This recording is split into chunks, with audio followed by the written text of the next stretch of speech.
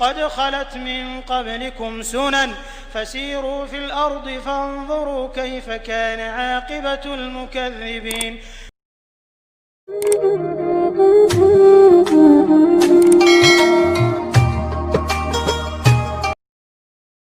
العالمين والعاقبة للمتقين والصلاة والسلام على سائر الأنبياء والمرسلين أما بعد. أعوذ بالله من الشيطان الرجيم. بسم الله الرحمن الرحيم. ولوطا إذ قال لقومه أتأتون الفاحشة ما سبقكم بها من أحد من العالمين إنكم لتأتون الرجال شهوة من دون النساء بل أنتم قوم مسرفون. وما كان جواب قومه إلا أن قالوا أخرجوهم من قريتكم إنهم أناس يتطهرون فأنجيناه وأهله إلا امرأته كانت من الغابرين وأمطرنا عليهم مطرا فانظر كيف كان عاقبة المجرمين. محترم سامعین و ناظرین و حاضرین، السلام علیکم ورحمۃ اللہ وبرکاتہ. وحدت امت ٹی وی میں آپ کا استقبال ہے. اللہ رب العالمین نے حضرت لوط علیہ السلام کا نام قرآن مجید میں 27 مقامات پر ذکر فرمایا ہے.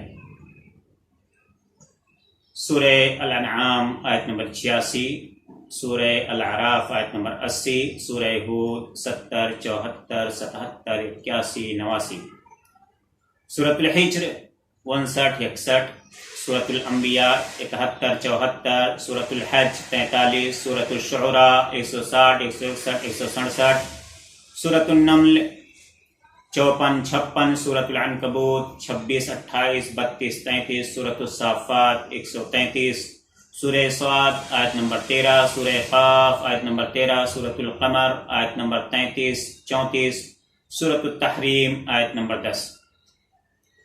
اللہ رب العالمین نے حضرت لوط علیہ السلام کے متعلق سورۃ الاعراف آیت نمبر 80 سے 84 کے درمیان فرمایا، حضرت لوط علیہ السلام کا تذکرہ کیجئے. اس نے اپنی قوم سے کہا، کیا تم ایسی بے حیائی کا ارتکاب کرتے ہو جو تم سے پہلے کسی دور میں کسی شخص نے نہیں کی؟ تم عورتوں کی بجائے مردوں سے شہوت رانی کرتے ہو. تم تو حد سے گزر جانے والے لوگ ہو. حضرت لوط علیہ السلام کی قوم کا جواب ایک ہی تھا کہ ان کو بستی سے نکال دو، یہ لوگ بڑے پاک باز بنتے ہیں. اللہ رب العالمین فرماتا ہے کہ پھر ہم نے اس کو اور اس کے گھر والوں کو نجات دے دی، لیکن اس کی بیوی انہی میں رہ گئی. یعنی حضرت لوط علیہ السلام کی بیوی قوم ہی میں رہ گئی اور عذاب میں مبتلا ہوئی. پھر ہم نے ان پر پتھروں کی بارش برسائی. دیکھو ان مجرموں کا انجام کیسا ہوا. اللہ رب العالمین نے قرآن حکیم میں سورہ ہود آیت نمبر 81-83 کے درمیان فرمایا، فرشتوں نے کہا، اے لوط، ہم تیرے رب کی طرف سے بھیجے ہوئے ہیں، یہ لوگ ہرگز تجھ تک نہیں پہنچ سکیں گے. تو اپنے گھر والوں کو لے کر رات کے کسی حصے میں نکل جا اور تم سے کوئی شخص پیچھے مڑ کر نہ دیکھے. البتہ تیری بیوی کو وہی عذاب پہنچے گا جو ان کے لیے مقدر ہو چکا. ان کے عذاب کے لیے صبح کا وقت مقرر ہو چکا ہے، کیا صبح قریب نہیں ہے؟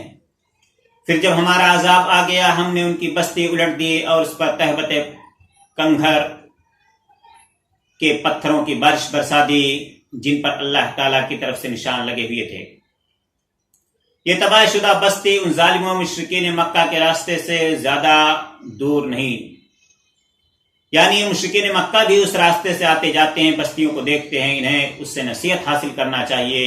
اور اے نبی، آپ پر انہیں ایمان لا کر کے دین اسلام پر قائم رہنا چاہیے اور دین اسلام کو اپنا کر کے اس پر قائم ہو جانا چاہیے. اللہ رب العالمین نے یہ نصیحت اہل مکہ کو دی قرآن حکیم اللہ کے نبی صلی اللہ علیہ وسلم پر نازل کر کے کہ اے نبی، آپ قرآن حکیم میں ان واقعات کو بتا دیجئے جو پہلے ہم نے اس روئے زمین پر نافرمان قوموں کا کیا ہے. اللہ رب العالمین نے اسی طرح سے سورۃ الحجر آیت نمبر 61 سے 77 کے درمیان فرمایا، جب ہمارے بھیجے ہوئے فرشتے آل لوط کے پاس پہنچے تو لوط نے کہا، تم اجنبی لوگ ہو. وہ کہنے لگے، ہم تو وہ عذاب لے کر آئے ہیں جس میں یہ لوگ شک کرتے ہیں.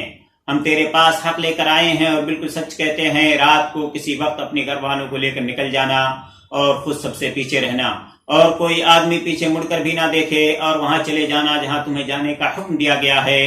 ہم نے اسے صاف صاف بتا دیا کہ صبح ان کی جڑ تک کٹ جائے گی۔ شہر والے لوگ بڑے خوش آئے تاکہ اجنبی لوگوں سے بدکاری کریں۔ لوط علیہ السلام نے کہا یہ لوگ میرے مہمان ہیں، تم مجھے رسوا نہ کرو، اللہ سے ڈرو اور مجھے بے آبرو نہ کرو۔ قوم کے لوگ کہنے لگے کیا ہم نے تجھے ہر ایرے غیرے کو مہمان بنانے سے نہیں روکا نہیں ہوا؟ لوط علیہ السلام کہنے لگے اگر تم نے ایسا ہی کرنا ہے تو تمہارے پاس میری بیٹیاں بیویاں تمہاری بیویاں موجود ہیں۔ تمہاری زندگی کی قسم وہ لوگ اپنے نشے میں مدہوش تھے، اس لیے پاؤ پھٹتے ہی ان کو ایک زبردست چنگھاڑ نے اپنی گرفت میں لے لیا۔ پھر ہم نے اسی بستی کو تلپٹ کر دیا اور ان پر خنگروں کی بارش برسائی۔ بلا شبہ اس واقعہ میں سمجھدار لوگوں کے لیے عبرت کا سامان ہے۔ یہ بستی تو معروف تجارتی راستے کے عین اوپر واقع ہے، بلا شبہ اس میں صاحب ایمان لوگوں کے لیے عظیم نشانی ہے۔ اللہ رب العالمین نے اسی طرح سے سورۃ الشعراء آیت نمبر 160 سے 175 کے درمیان فرمایا قوم لوط نے پیغمبروں کو جھٹلایا جب ان کے بھائی لوط نے ان سے کہا، یعنی ہم نے سب بھائی لوط نے ان سے کہا کیا تم اللہ تعالیٰ سے نہیں ڈرتے؟ بلا شبہ میں تمہاری طرف امانت دار رسول ہوں، اس لیے اللہ سے ڈرو اور میری اطاعت کرو۔ میں تم سے اجرت نہیں مانگتا، میرا ثواب تو اللہ رب العالمین کے ہاں مقرر ہے۔ کیا عالم میں سے صرف تم ہی مردوں سے شاوت رانی کرتے ہو اور تمہارے رب نے تمہارے لیے جو بیویاں پیدا کی ہیں انہیں چھوڑے رکھتے ہو؟ حقیقت یہ ہے کہ تم حد سے نکل گئے ہو۔ وہ کہنے لگے اے لوط اگر تو ایسی باتوں سے باز نہ آیا تو تجھے بستی سے نکال دیا جائے گا۔ لوط نے کہا کوئی شک نہیں، مجھے تمہارے اس کام سے شدید نفرت ہے۔ اے میرے رب مجھے اور میرے گھر والوں کو ان کی بدکاریوں سے نجات دے۔ ہم نے اسے اور اس کے گھر والوں کو نجات دے دی۔ اللہ رب العالمین فرما رہا ہے کہ ہم نے اسے اور اس کے گھر والوں کو نجات دے دی، لیکن اس کی بوڑھی بیوی انہی میں رہ گئی۔ پھر ہم نے اس کی قوم کو تباہ و برباد کر دیا اور ان پر عجیب بارش برسائی جو یقیناً بہت بری بارش تھی۔ بلا شبہ اس واقعہ میں عبرت ہے، لیکن اکثر لوگ ایمان نہیں لاتے۔ بلا شبہ تیرا رب بہت قوت اور غلبے والا ہے اور رحم بھی وہی کرتا ہے۔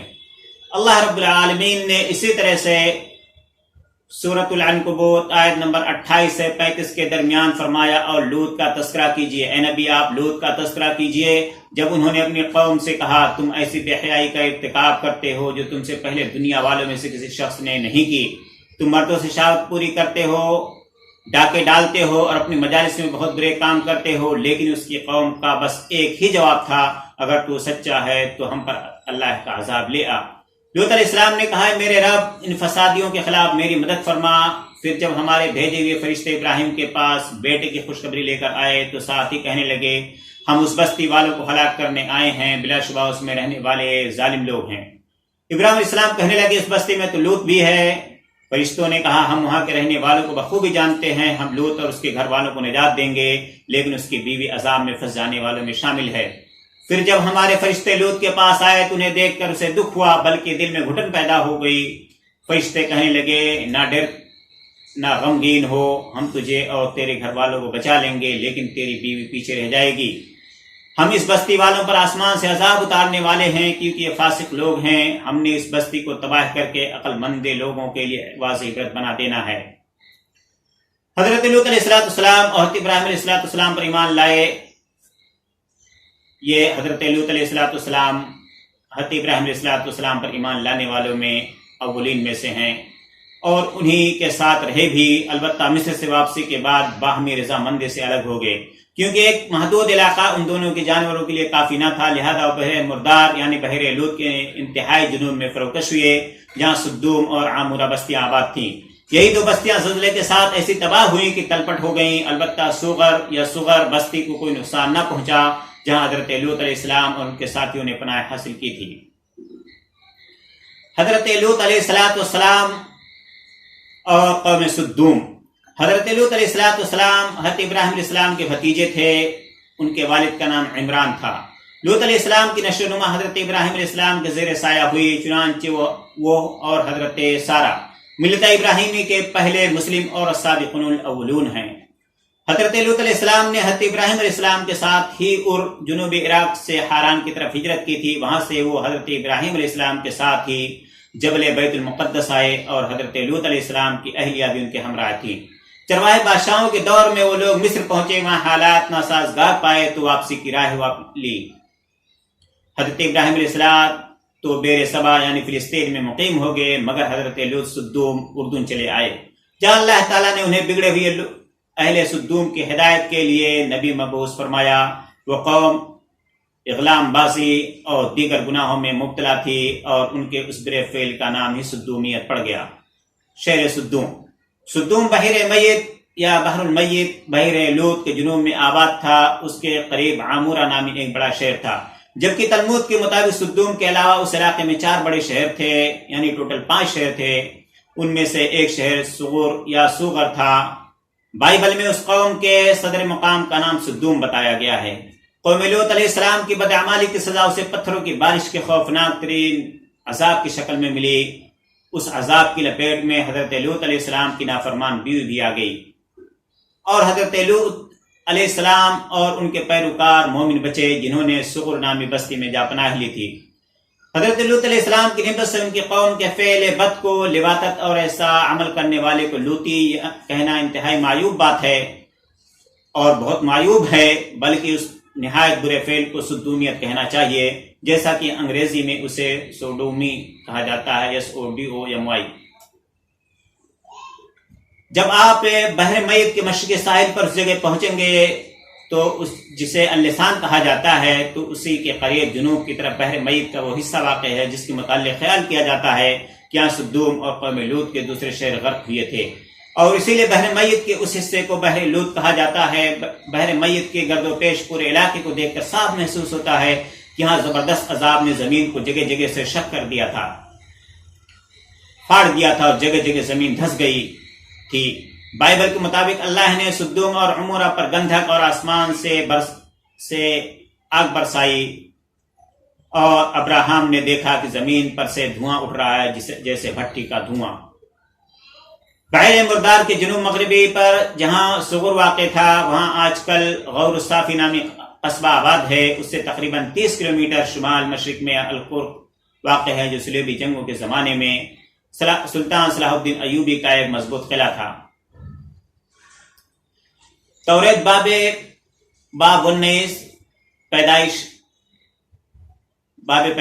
19 آیت نمبر 22 کے حوالے سے حضرت لوط کی جائے پناہ کا نام سوغر یا سغر بتایا جاتا ہے، اور سغر ہی درست ہے، سوغر درست نہیں ہے، کیونکہ بائبل سوسائٹی کی شائع کردہ کتاب مقدس میں بھی سغر ہی لکھا ہوا ہے۔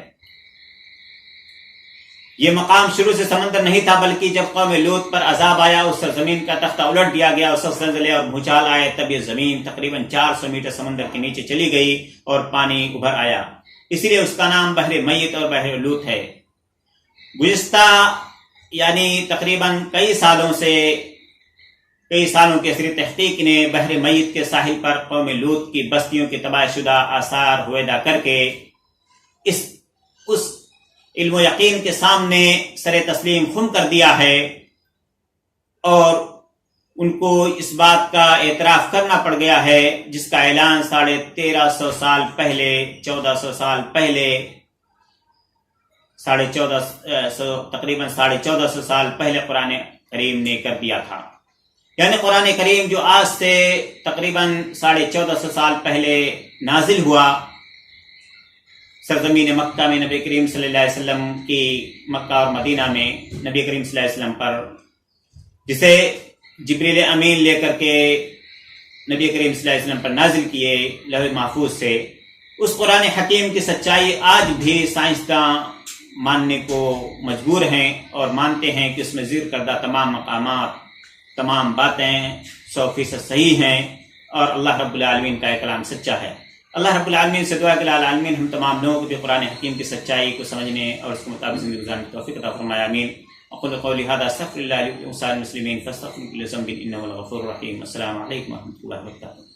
آتے تو زمانے میں اندھیرا